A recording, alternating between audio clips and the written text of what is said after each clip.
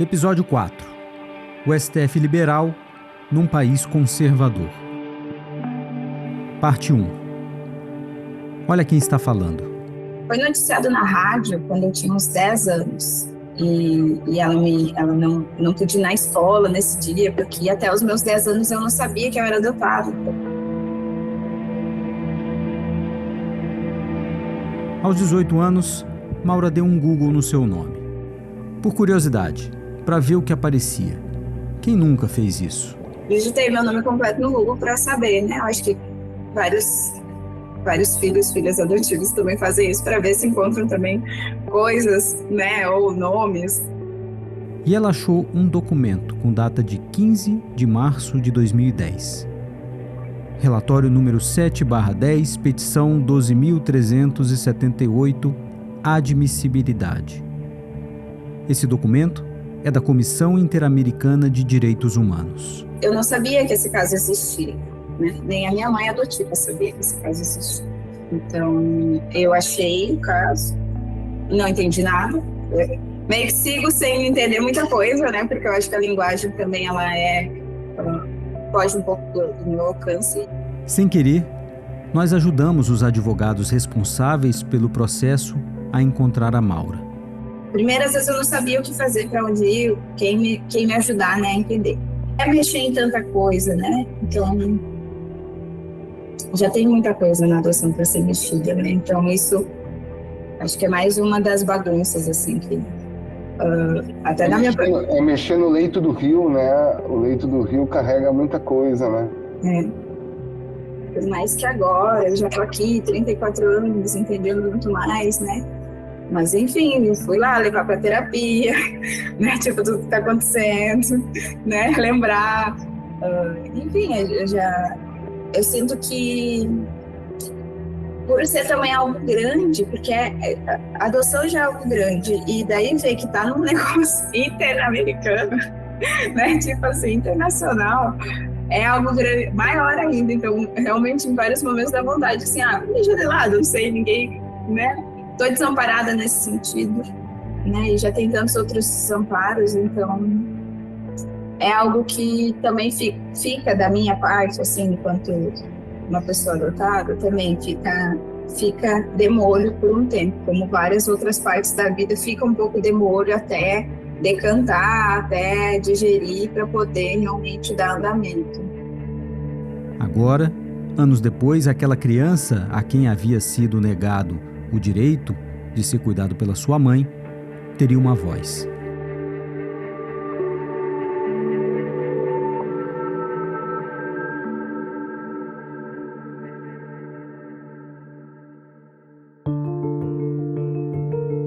Neste episódio, o povo fala. As portas do STF se abrem para o mundo aqui fora e o tribunal corre contra o tempo em um caso de vida ou morte. Este é o Parede Edição de Vidro, apresentado por mim, Felipe Recondo. Parte 2. Quando um não quer. Sem dinheiro para custear a viagem e os altos custos médicos, ela pediu ajuda financeira de amigos e viajou para a Inglaterra para uma cirurgia que no Brasil ainda era proibida. Não havia médicos especializados em redesignação do sexo ou transgenitalização. E a legislação brasileira estava absolutamente defasada sobre esse tema. Desde criança, ela não se reconhecia como um menino. Nós estamos falando aqui dos anos 60, anos 70, em que temas como este ainda eram tabu, muito mais do que hoje. A família a escondia. As ofensas, o preconceito, a violência. Tudo isso ela sofreu. E foi exatamente por isso que ela resolveu procurar ajuda fora do Brasil. A cirurgia foi bem sucedida, foi uma etapa importante para a sua vida e para a adequação do seu corpo a como ela se reconhecia. Mas havia um problema. Por mais que se reconhecesse como mulher, que já tivesse se submetido à cirurgia de redesignação, a sua identidade e o seu passaporte ainda a tratavam como homem. No papel, seu gênero ainda era masculino. E toda vez que era obrigada a apresentar seus documentos, aquela mulher, a Roberta Close, símbolo sexual no Brasil, passava por um constrangimento. Era chamada pelo seu nome de nascença e via no rosto das pessoas aquele semblante de estranhamento.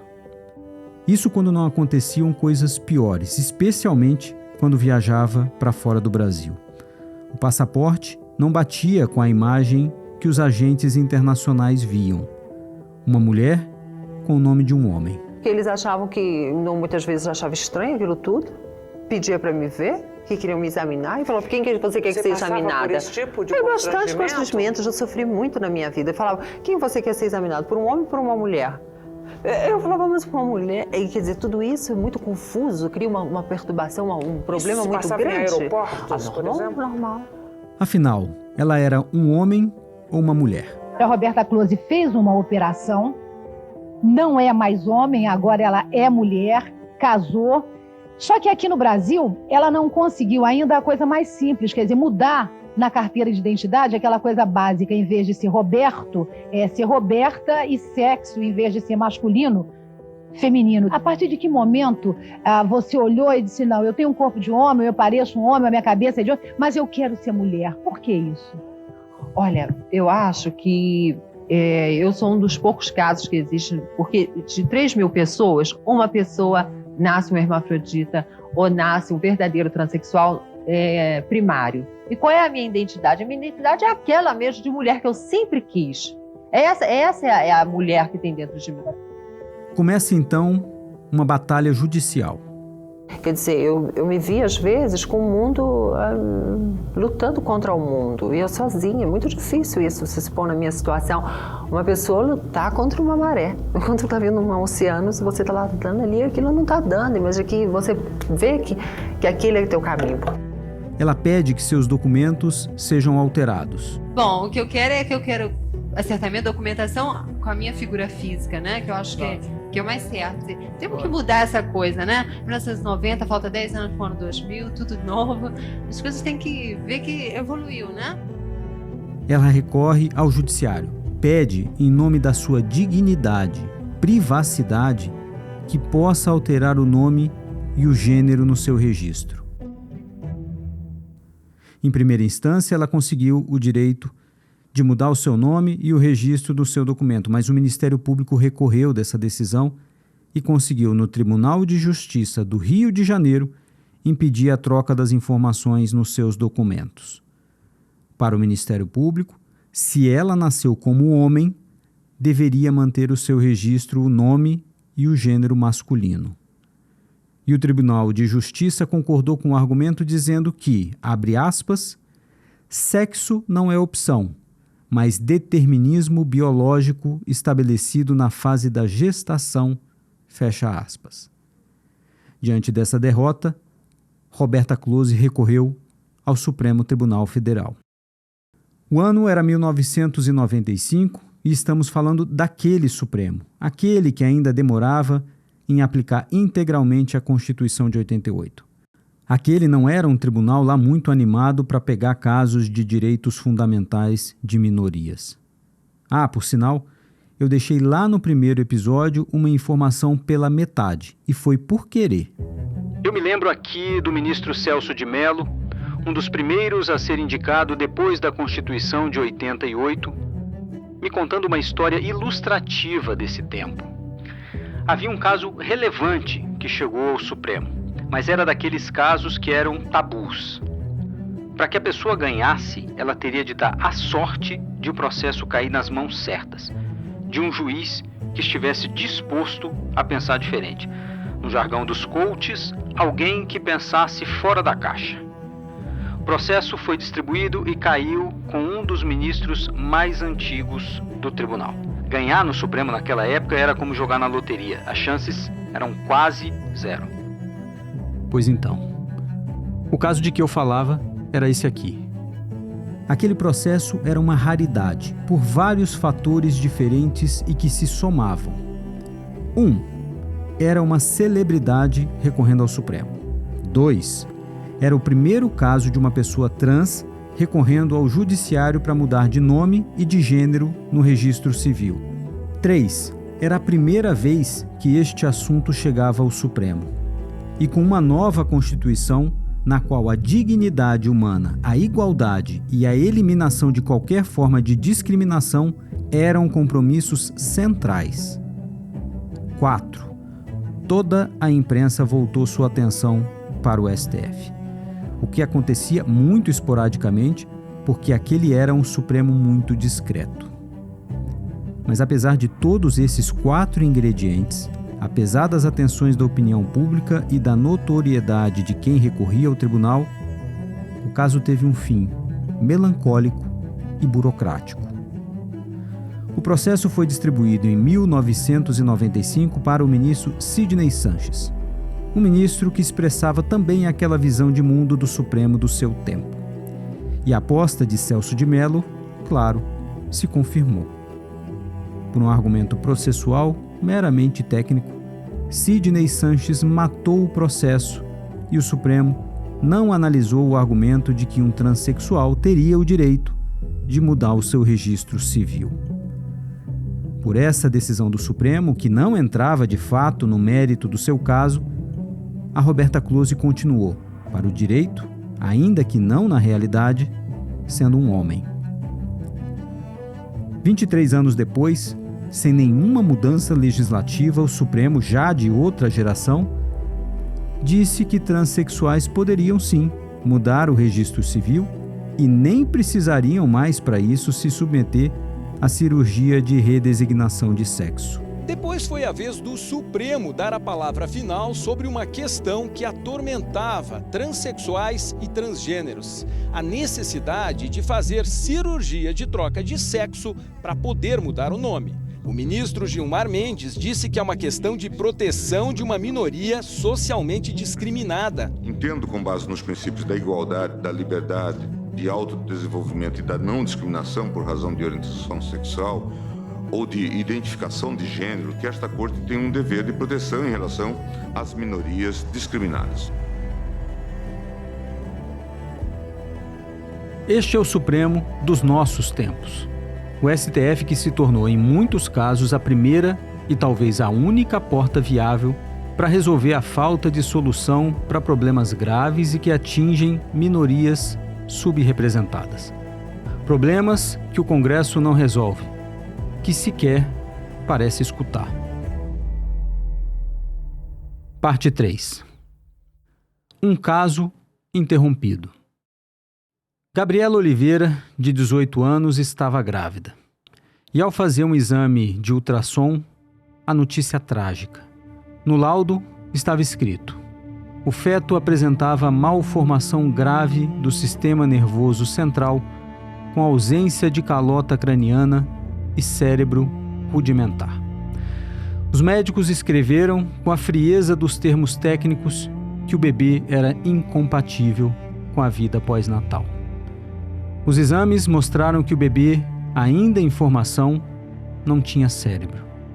Em outras palavras, era um caso claro de anencefalia. Os médicos lhe deram a notícia categórica: a criança, se nascesse, não sobreviveria. Era uma gestação inviável. Além das dificuldades de uma gravidez normal, Gabriela tinha de enfrentar o sofrimento de saber que carregava na sua barriga um feto inviável. Diante da notícia trágica, o mais humano seria evitar o sofrimento desnecessário, evitar os riscos adicionais de uma gravidez como essa. Conviver diariamente durante 9 meses com o prenúncio trágico da morte daquela criança não era apenas desnecessário, seria uma tortura. Mas não havia na lei uma permissão expressa para que a Gabriela interrompesse a gravidez. O Código Penal tipificava como crime a interrupção de gravidez. O aborto só é liberado pela legislação em caso de estupro ou de risco para a saúde da mãe. O que Gabriela podia fazer então?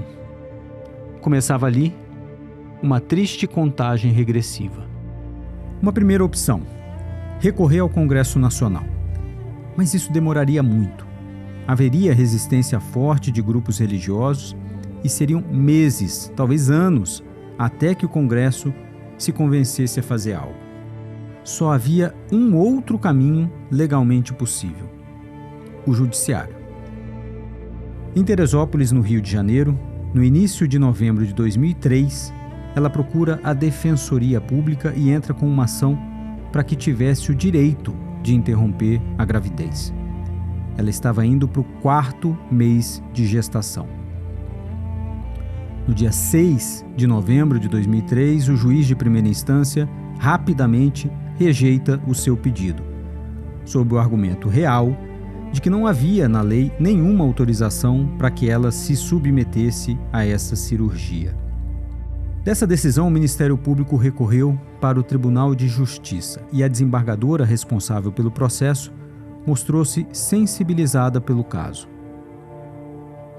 Ela disse: é justo condenar-se a mãe a meses de sofrimento, de angústia, de desespero, quando desde logo já se sabe que o feto está condenado de forma irremediável ao óbito? Para ela, a resposta a essa pergunta era clara.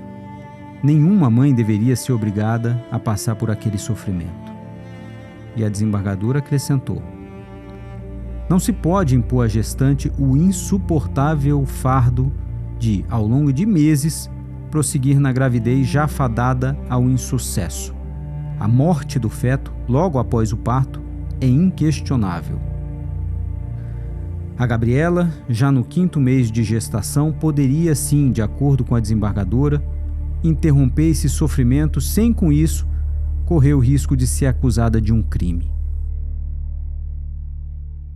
Mas Gabriela viu 3 homens que não a conheciam, que nada tinham a ver com a sua vida, recorrerem ao judiciário para impedirem que ela interrompesse aquele sofrimento. Primeiro foram 2 advogados, Carlos Brasil, desembargador aposentado do Tribunal de Justiça do Rio de Janeiro, e Paulo Silveira Martins Leão Júnior. Eles pediram que a decisão da desembargadora, autorizando a interrupção da gravidez, fosse revista pelo colegiado do Tribunal de Justiça. No primeiro momento, a liminar a pedido deles foi suspensa, mas só até o recurso ser julgado no mérito. E o Tribunal de Justiça, quando julgou, enfim, o mérito, manteve a autorização para Gabriela interromper a gravidez. Foi mais uma vez um alívio momentâneo para Gabriela. A 1.200 quilômetros de Teresópolis, um padre, sim, um padre, Luiz Carlos Lode da Cruz, recorreu ao Superior Tribunal de Justiça, mas não para ajudar a Gabriela. Ele entrou com um processo a favor do feto. Sim, ele entrou com habeas corpus em favor daquele feto que não tinha condições de sobreviver fora do útero da sua mãe. O caso chegou ao STJ no dia 21 de novembro de 2003. 4 dias depois, a ministra Laurita Vaz decidiu suspender liminarmente a autorização para que a Gabriela interrompesse a gravidez. O relógio estava contando.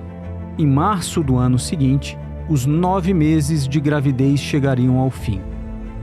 Laurita Vaz então pede ao Tribunal de Justiça do Rio informações sobre o caso. Isso era dia 25 de novembro. Mas o tribunal só mandou as informações para Brasília no dia 18 de dezembro, quase um mês depois. No dia seguinte, 19 de dezembro, o STJ sairia de recesso. A Gabriela já estava no 6º mês de gestação. E o tribunal só voltaria aos trabalhos no dia 10 de fevereiro. O que o STJ fez? Em vez de julgar o caso imediatamente, pediu mais informações. Somente no dia 18 de fevereiro de 2004, o STJ julgou o caso. E os ministros cassaram a liminar em favor da Gabriela. A gestação teria de ser levada até o fim, porque o feto havia ganho um habeas corpus. Contra essa decisão, organizações ligadas a direitos humanos e direitos das mulheres recorreram ao Supremo. Pediram ao STF um habeas corpus em favor da mãe e não do feto. Os argumentos eram de que a interrupção da gravidez em caso de anencefalia era um caso atípico, que não se encaixava no crime de aborto, conforme o Código Penal, e que proibir a interrupção dessa gestação seria desrespeitar a dignidade da Gabriela e impor a ela o sofrimento que poderia colocar em risco também a sua saúde física e mental. E o relógio estava passando. Esse processo chegou ao Supremo no dia 27 de fevereiro. A Gabriela estava no 8º mês de gestação. Imediatamente, o ministro Joaquim Barbosa pediu informações ao STJ, que as enviou somente no dia 2 de março. No dia 4, Joaquim Barbosa levou o caso a julgamento no plenário e expôs não apenas a demora arriscada desse processo, mas a tramitação exótica do caso. Abre aspas. Abro aqui um pequeno parêntese para mais uma vez tentar deixar explícita a forma como tramitou a apelação interposta pela paciente no Tribunal de Justiça Carioca. Parece-me evidente que nenhuma dessas peripécias processuais exóticas teriam ocorrido se estivéssemos diante de questão desprovida de paixões, de convicções filosóficas, morais e políticas arraigadas. Fecha aspas. Joaquim Barbosa concordava com o argumento da Gabriela. Obrigá-la a permanecer grávida era uma violência, algo inconstitucional. Ele votou para permitir que Gabriela interrompesse a gestação e estendia esse habeas corpus a todo o corpo médico que a operasse. Ninguém podia ser acusado do crime de provocar um aborto. Mas, no meio da sessão, o Supremo recebeu uma informação. A decisão do tribunal veio tarde demais. Gabriela havia entrado em trabalho de parto. A criança sobreviveu por apenas 7 minutos. Abre aspas. O Superior Tribunal de Justiça, em vez de julgar imediatamente o feito em face da manifesta urgência que o caso requer, resolveu, às vésperas do recesso judiciário, requerer diligências ao Tribunal de Justiça do Rio de Janeiro, tendo ficado vencida a ilustre relatora. Fecha aspas. A fala de Joaquim Barbosa no plenário expressa uma frustração diferente. Agora não eram mais pessoas fora do Supremo decepcionadas com o próprio tribunal. Juízes frustrados por não conseguirem resolver o problema de uma pessoa. Problema que eles já sinalizavam, talvez quisessem resolver e que gostariam de ter os meios para isso. Mas queriam mesmo? Os anos 90 estavam logo ali. Naquele tribunal da década anterior, direitos fundamentais tinham um espaço reduzido, como expressão, como ideia, como missão e como uma pauta concreta. Claro que havia casos que envolviam direitos individuais, acusados em processos penais, contribuintes questionando tributos, servidores públicos, aposentados e trabalhadores alegando inconstitucionalidades em mudanças na lei. Mas o tribunal não pensava, nem falava em termos de direitos fundamentais. Hoje, se você for no site do Supremo, há um link com a missão institucional do Supremo. Abre aspas. Velar pela integridade dos direitos fundamentais. Conferir prevalência à essencial dignidade da pessoa humana. Fazer cumprir os pactos internacionais que protegem os grupos vulneráveis expostos a injustas perseguições e a práticas discriminatórias. Fecha aspas. Grupos vulneráveis, práticas discriminatórias, dignidade da pessoa humana e pactos internacionais. Essas ideias não poderiam ser mais diferentes do que o STF dos anos 90. Mas isso é hoje, em 2024. E em 2004? Não estaríamos mais próximos dos anos 90 do que o Supremo de hoje? Na verdade, aquele tribunal já vinha dando fortes sinais de mudança. O ano de 2003, na verdade, foi decisivo. Ali se aposentaram os últimos ministros indicados pela ditadura, incluindo Moreira Alves. Também foram indicados 3 novos ministros pelo recém-eleito presidente Lula, logo após a primeira alternância regular de poder desde 1988. Com um presidente eleito pelo voto direto, terminando seu mandato e passando a faixa para um presidente de oposição e um presidente de esquerda. Foi também em 2003 que começou a funcionar efetivamente a TV Justiça, sobre a qual já falamos aqui na primeira temporada do Paredes. Em 2003, o Brasil estava em transformação. O ambiente fora do tribunal mudou e dentro dele começou a ocorrer uma mudança geracional. Novas vozes chegaram, com novas ideias, e as vozes antigas perdendo cada vez mais espaço. É o caso de Celso de Mello, que, aliás, redigiu o texto da missão que está no site do STF, que nós lemos agora há pouco. Indicado por José Sarney em 1989, Celso de Mello havia ficado vencido em vários casos no STF nos anos 90, com posições que exigiriam uma atuação mais ativa do tribunal. E foi um ator central para um caso de 2003, em que o STF, pela primeira vez, avisou ao Brasil: pensem em mim, Supremo, como uma instituição vocacionada para proteger direitos fundamentais de grupos vulneráveis. Foi no caso Elvanger, sobre o qual já falamos aqui também na primeira temporada do Paredes.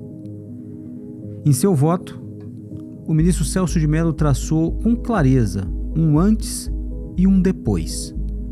Afirmou com todas as letras que o STF, como Tribunal Constitucional, é parte de uma rede global de proteção aos grupos minoritários, especialmente aqueles que se expõem a uma situação de maior vulnerabilidade.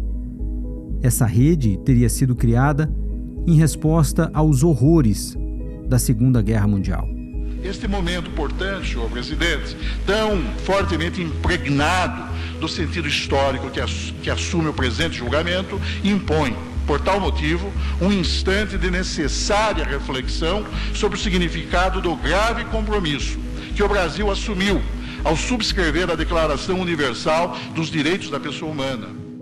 Celso de Mello disse que os instrumentos internacionais criados depois da Segunda Guerra são, abre aspas, deveres irrenunciáveis, fecha aspas, para o Estado brasileiro, e aqui novamente entre aspas, aos órgãos nele estruturados, notadamente ao Poder Judiciário e a este Supremo Tribunal Federal em particular, fecha aspas. Um tribunal de direitos fundamentais, portanto. Um tribunal mais da sociedade do que de governantes e legisladores, e mais voltado à proteção de minorias do que de expressão do sentimento majoritário. Ou seja, um tribunal muito diferente daquele STF que Celso de Mello viu quando foi nomeado em 1989. Os tempos agora seriam diferentes.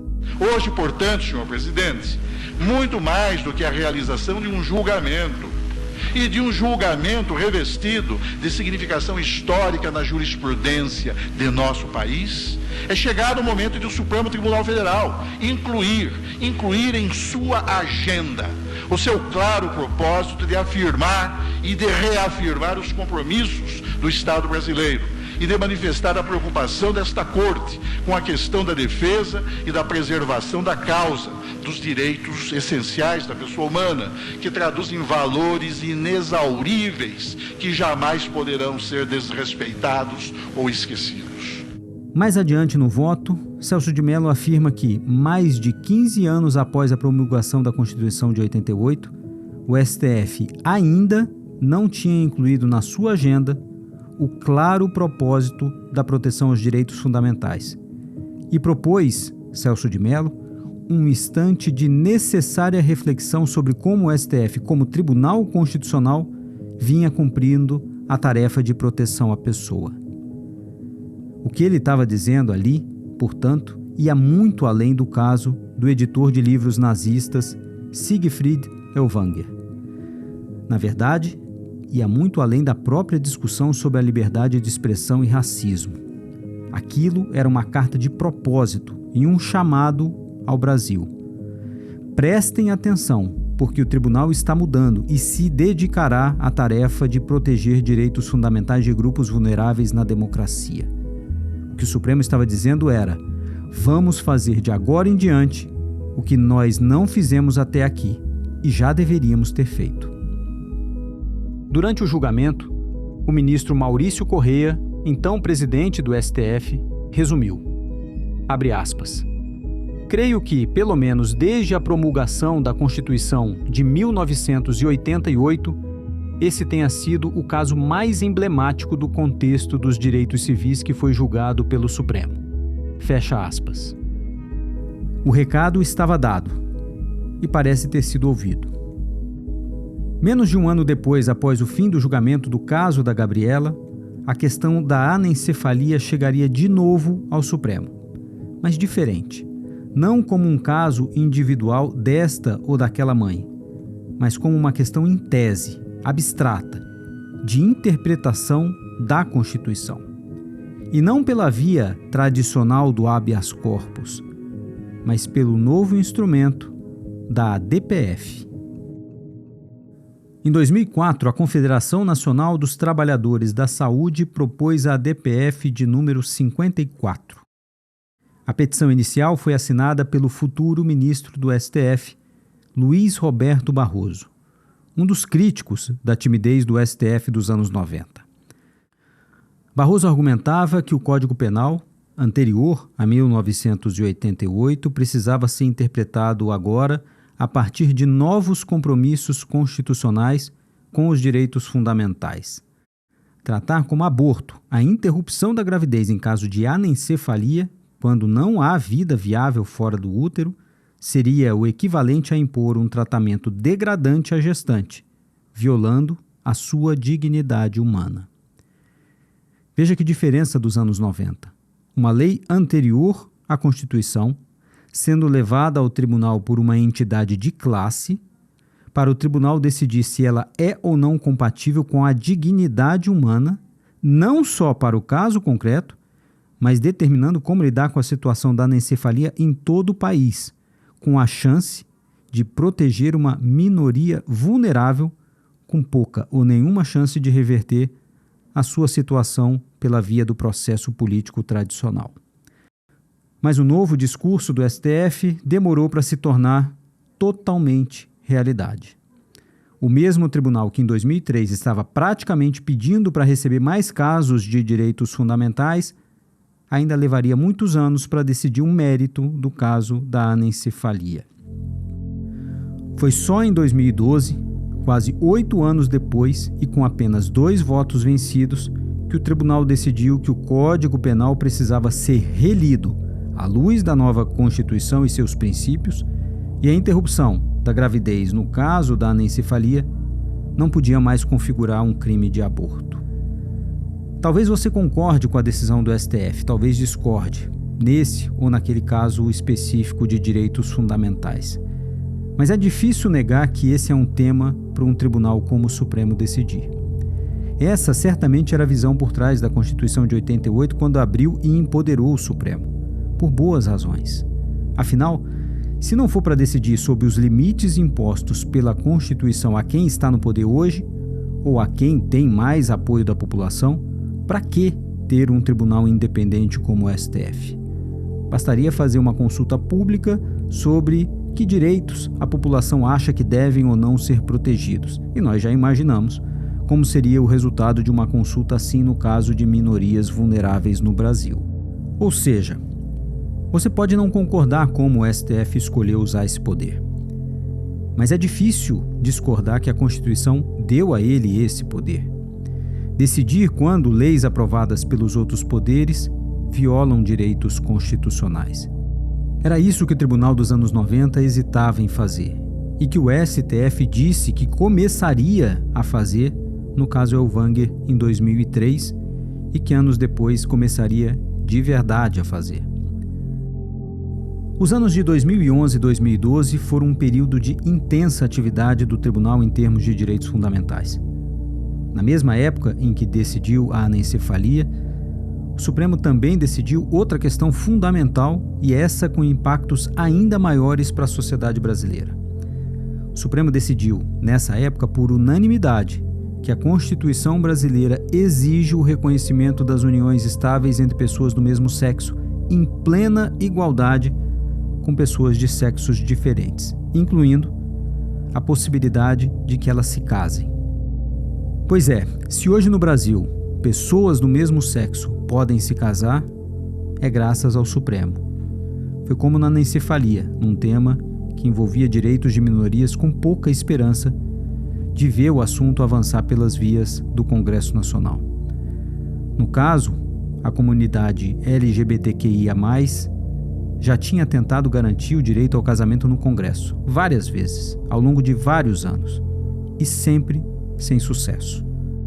Assim como no caso da anencefalia, no fundo, o STF estava atualizando o direito brasileiro a partir de princípios constitucionais, para garantir o direito de uma minoria vulnerável. E como na anencefalia, no fundo, o tribunal está decidindo uma questão binária. A Constituição permite ou não aplicar aqui o crime de aborto? A Constituição protege ou não a união estável entre pessoas do mesmo sexo? Esses casos foram muito importantes e exemplificam bem qual a tarefa de tribunais constitucionais, mas também já permitem visualizar algumas controvérsias que iam surgir mais para frente quanto à atuação do Supremo. Luiz Roberto Barroso, que se juntou ao Supremo em 2013 por indicação da presidente Dilma Rousseff, foi o advogado nessas ações. Cabe-nos a proteção dos direitos fundamentais, que são os direitos humanos incorporados à ordem jurídica interna. São a reserva mínima de justiça de uma sociedade, em termos de liberdade, igualdade e acesso aos bens materiais e espirituais básicos para uma vida digna. Nessa matéria, direitos fundamentais, temos procurado empurrar a história na direção certa. Em uma democracia, proteger grupos vulneráveis é necessário. E isso, por si só, já vai gerar controvérsias e críticas ao Supremo. Agora, empurrar a história? Será que cabe ao tribunal aperfeiçoar a sociedade e a própria Constituição? Em vez de dizer o que pode e o que não pode, fazer escolhas sobre a direção que a sociedade deve seguir? Em muitos casos, aplicar a Constituição vai mesmo colocar juízes diante de temas nos quais fica difícil separar o que é interpretar as regras e os princípios como eles são e o que é pensar no tipo da sociedade que nós gostaríamos que fosse. Mas essa escolha compete ao STF? E ainda por cima, escolher como devemos chegar até lá, as regras e políticas específicas que devem ser adotadas para nos tornarmos essa sociedade que nós queremos? E quando esses temas que dividem a sociedade e o problema de como enfrentá-los também estão sendo discutidos no Congresso? Ou mesmo quando ainda sequer começaram a ser enfrentados pela política? Qual o limite de atuação do STF? As decisões da anencefalia e da união estável homoafetiva não foram arroubos nem usurpações. Pode-se criticar aquelas decisões, como também criticamos decisões dos outros poderes, mesmo quando exercem as suas funções. Mas juízes têm alguns limites que os outros poderes não têm. Onde estão os limites do Supremo? O Tribunal dos anos 90 fugia de quase todas as brigas e ficava aquém dos seus limites. Mas do ano 2000 em diante, esse novo tribunal vai ficando cada vez mais à vontade para comprar brigas. Nos anos seguintes, as legítimas decisões do Supremo sobre direitos fundamentais começaram a provocar perguntas que também são legítimas em uma democracia. Descriminalização do aborto, das drogas, criminalização da homofobia. São questões que dividem a sociedade, mas que acabam recebendo no Supremo respostas não apenas taxativas, mas detalhadas. Quantos gramas de droga? Quais drogas? A partir de que semestre da gestação? Quem concorda aplaude, quem discorda critica. Mas será que algumas dessas decisões não revelam mais expressão da vontade ou livre escolha dos ministros do que algo realmente sob Constituição? Como separar as duas coisas? E será que a sociedade enxerga essas decisões como parte das atribuições do STF? O Supremo não está aí para agradar as maiorias, mas precisa ao menos convencê-las de que está cumprindo um papel institucional e não fazendo valer a vontade pura dos seus ministros ou deste ou daquele grupo político. E o tribunal está conseguindo fazer isso? No próximo episódio. Eu sou Felipe Recondo, roteirista, apresentador e produtor executivo do Paredes São de Vidro. Diego Werneck escreveu o roteiro desta terceira temporada comigo. Eduardo Gomes foi supervisor de roteiro e editor dessa temporada, com assistência de edição de Flávia Frota. Roberto Maltic foi nosso produtor investigativo. Lucas Gomes criou a identidade visual desta temporada. A produção foi da Zarabatana e do Dia Estúdio. Pelo Dia Estúdio, a direção geral é de Léo Cardoso. Direção dos episódios por Rodrigo Martins. Produção técnica da Ana Carolina Ferreira. Operação de áudio da Janaína Florenço. Operação de teleprompter, Rodney Roberto. E a captação de imagens da Caroline França Pires. Produção de estúdio contou com a direção da Maria Bolzan, coordenação da Camila Souza de Araújo. A cenografia foi criada e montada pela equipe do Júlio Vida, Pedro Rogato, Mirella Froy, Vicky Rodrigues, Ale Russo e Robson Pereira. A Elva Obeso e Nicole Nascimento fizeram a coordenação de pós-produção. Alain Postal e Diogo Medina produziram os motions. E Rodolfo Pereira foi o responsável pela edição de vídeo. O design das artes utilizadas na edição do podcast foi criado pela equipe coordenada por Bruno Andrade e composta por Joana Dorner e Pedro Padilha.